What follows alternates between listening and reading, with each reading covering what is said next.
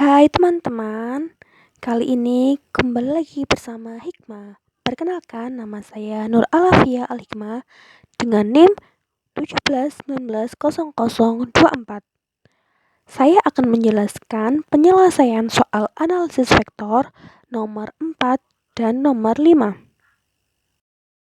Soal nomor 4 berbunyi, periksa apakah fungsi vektor berikut ini memiliki turunan di T sama dengan 0 dengan Ft atau fungsi T merupakan ln (1 plus T kuadrat per T di arah vektor I ditambah epsilon pangkat 2T dikurangi 1 per T di arah vektor J dengan T tidak boleh sama dengan 0.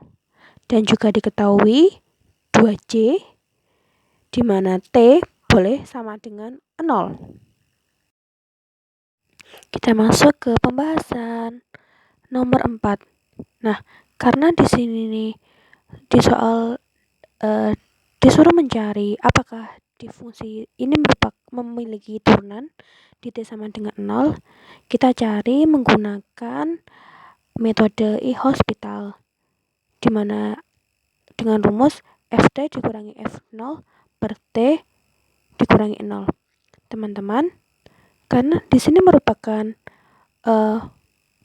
limit vektor, maka kita harus mencari satu persatu komponen yang ada di sini. Nah, di sini terdapat dua komponen, ini komponen I dan komponen J. Teman-teman, karena di sini komponen I dan J, maka termasuk di dalam R2. Oke, kita bahas satu persatu terlebih dahulu ya. Kita bahas komponen I. Komponen I sama dengan lim T mendekati 0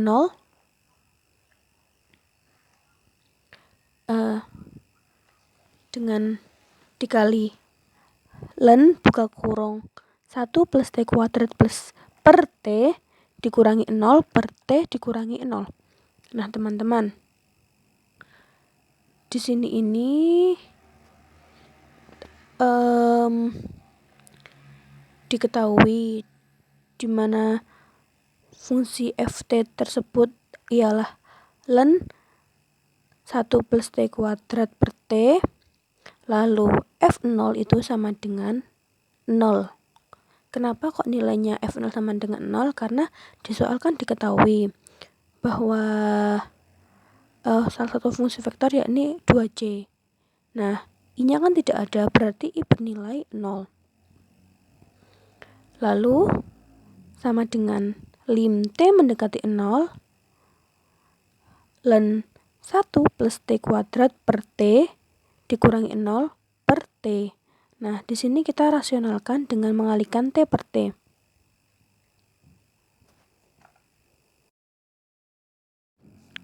Setelah kita merasionalkan T per T sama dengan dihasilkan lim T mendekati 0 sama dengan ln 1 plus T kuadrat per T kuadrat.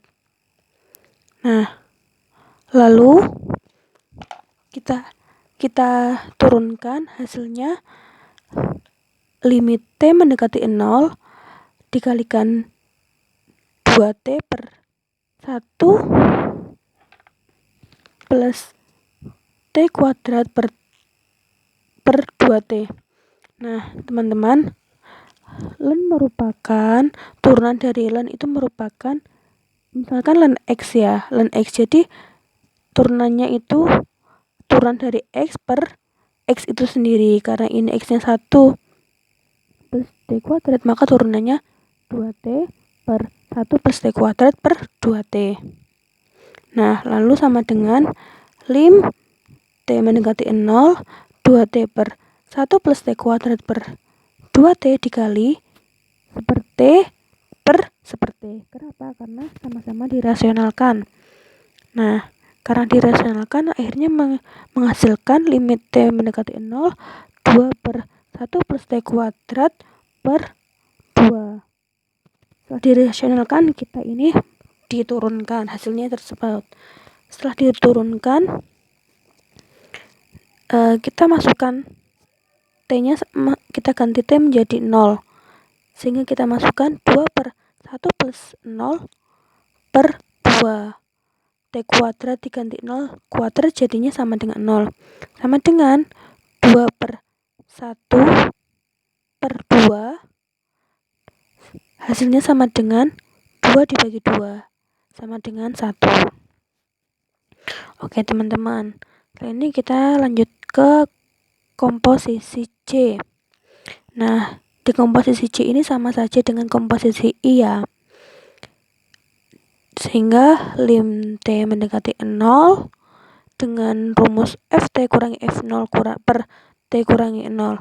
Nah, di sini F0-nya bernilai 2 karena di soal awal tadi kan 2C, sehingga F0-nya bernilai 2. Sehingga sama dengan lim T mendekati 0 epsilon pangkat 2T dikurangi 1 per T dikurangi 2 per T dikurangi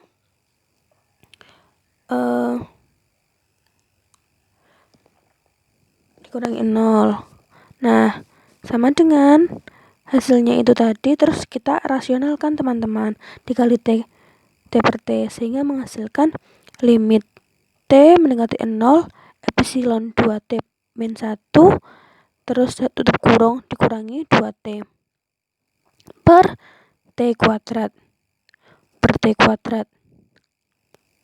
sehingga lalu kita sama dengankan, kita turunkan setelah kita rasionalkan, kita turunkan. Nah, turunan dari epsilon itu konstanta yang ada di pangkatnya tersebut, sehingga turunan dari epsilon pangkat 2T min 1 sama dengan 2 kali epsilon pangkat 2T dikurangi turunan dari 2T sama dengan negatif sama dengan 2 per turunan dari T kuadrat sama dengan 2T. Maka menghasilkan diturunkan lagi limit T mendekati 0 4 epsilon pangkat 2T per 2. Seperti tadi, epsilon diturunkan konstantanya, sehingga setelah diturunkan kita ganti T menjadi 0, maka 4 epsilon pangkat 2 dikali 0 per 2 lah, sehingga menghasilkan 4 kali epsilon pangkat 0 per 2. Segala sesuatu yang dipangkatkan 0 hasilnya sama dengan 1, sehingga menghasilkan sama dengan 4 kali 1 per 2. Maka 4 per 2, 4 dibagi 2 sama dengan 2. Sehingga fungsi vektor tersebut memiliki turunan di T sama dengan 0 dengan turunan 1i dan 2j. Kita lanjut ke pembahasan soal nomor 5 ya teman-teman. Nah, soal nomor 5 ini berbunyi vektor kedudukan dari suatu partikel yang bergerak dinyatakan oleh R sama dengan cos AT di arah vektor I ditambah sin AT di arah vektor J dengan A adalah konstanta. Tunjukkan bahwa A, kecepatan partikel tegak lurus dengan vektor R, lalu B, percepatan partikel memiliki arah yang berlawanan dengan vektor R, dan C, R cross V sama dengan vektor konstanta. Kita langsung ke pembahasan soal nomor 5. Nah, di sini kan tadi sudah diketahui. Kita langsung mengerjakan nomor 5A ya. Nah, kecepatan partikel ini bisa dinotasikan menjadi V. Nah, untuk mencari kecepatan atau V dari turunan menggunakan turunan dari sebuah fungsi vektor tersebut R, sehingga cos ATI plus sin ATJ diturunkan, hasilnya sama dengan A dikali negatif sin ATI plus A cos ATJ. Kenapa teman-teman hasilnya seperti itu? Karena trigonometri turunan dari cos sama dengan negatif sin dengan dikalikan konstantanya yaitu A, lalu sin turunannya yakni cos dengan dikalikan konstanta. Sehingga dapat kita sederhanakan sama dengan negatif A sin AT I plus A cos ATC.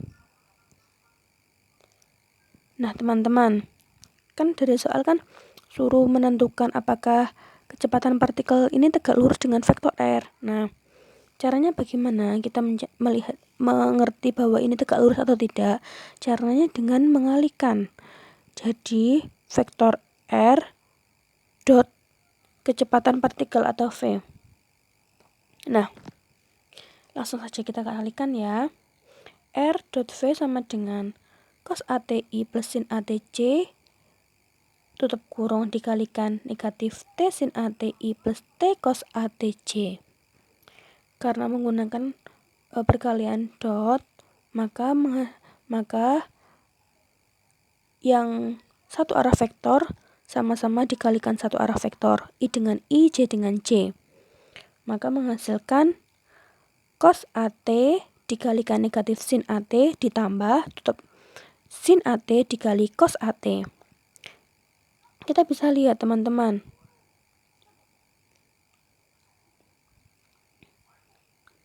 Itu kan sama-sama dengan cos dan sin. Sin dan cos hanya berbeda negatif. Sehingga cos AT negatif sin AT ditambah sin AT dikali cos AT sama dengan 0. Karena R dot V sama dengan 0, sehingga R dan V saling tegak lurus. Oke, kita lanjut ke pembahasan yang 5B. Di 5B ini kita suruh mencari percepatan. Apakah percepatannya itu berlawanan arah dengan arahnya vektor R? Kita cari dulu percepatannya ya. Percepatan dicari dari turunan kecepatan.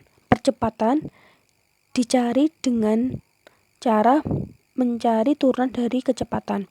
Tadi kan di awal sudah ketemu kecepatannya berapa. Maka kita langsung menurunkan kecepatan tersebut dengan menghasilkan A kuadrat dikali negatif cos AT I plus A kuadrat negatif sin AT J. Nah, sama seperti cara pencariannya sama. Turunan trigonometri ini seperti nomor yang 5A tadi. Kita sederhanakan menjadi negatif A kuadrat cos AT dikali I ditambah negatif A kuadrat sin ATC. Nah, kita sederhanakan teman-teman. Karena di depannya semua itu memiliki negatif A kuadrat, konstantanya semuanya itu negatif A kuadrat, maka kita bisa menaruh negatif A kuadrat ini di depan. Maka sama dengan negatif A kuadrat buka tutup cos ATI plus sin ATC tutup kurung. Nah, cos ATI plus sin ATC ini ternyata merupakan nilai dari R, sehingga kita bisa menuliskan sama dengan negatif A kuadrat dikali R. Nah, tadi kan di awal sudah diketahui nilai R itu hanya cos ATI plus sin ATC, sehingga bernilai positif. Nah, sedangkan percepatan ini bernilai negatif, sehingga percepatan dan arahnya R itu saling berlawanan. Yang satu positif, yang satu negatif. Oke teman-teman, bisa dipahami ya yang nomor 5B ini. Kita lanjutkan ke pembahasan soal nomor 5C. Nah, 5C ini disuruh membuktikan R cross V sama dengan vektor konstanta. Nah, kita langsung masukkan saja ya. R cross V sama dengan R-nya tadi diketahui cos ATI plus sin ATC, lalu kita kalikan dengan kecepatan yakni negatif T sin ATI plus T cos ATC. Karena memakai cross product, sehingga menggunakan perkalian seperti ini. Ya teman-teman ya. Nah, K ini apa sih teman-teman? K ini merupakan konstan. Nah, di dalam nilai sudut ini, nilai konstannya tetap yakni 0. Sehingga menghasilkan cos AT dikali A cos T. Ini dari ini cos AT, langsung perkalian silang itu ya, dikalikan A cos AT dikurangi ya teman-teman, dikurangi dengan sin AT dikali negatif A sin AT dalam kurung tutup kurung K. Nah, menghasilkan A cos kuadrat AT plus A sin kuadrat AT.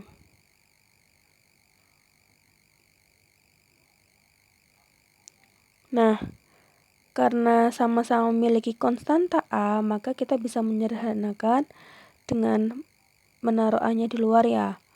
Sehingga A buka kurung cos kuadrat AT plus sin kuadrat AT tutup kurung K. Nah, karena diketahui AK, kita mendapatkan sebuah AK, maka R cross V sama dengan vektor konstan. AK-nya itu yang disebut vektor konstan.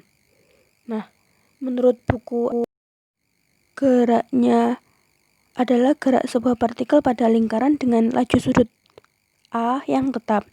Nah, percepatan yang mengarah ke pusat lingkaran dinamakan percepatan sentripetal. Oke teman-teman, sudah selesai pembahasan dari saya. Kurang lebihnya mohon maaf. Wassalamualaikum warahmatullahi wabarakatuh. Terima kasih.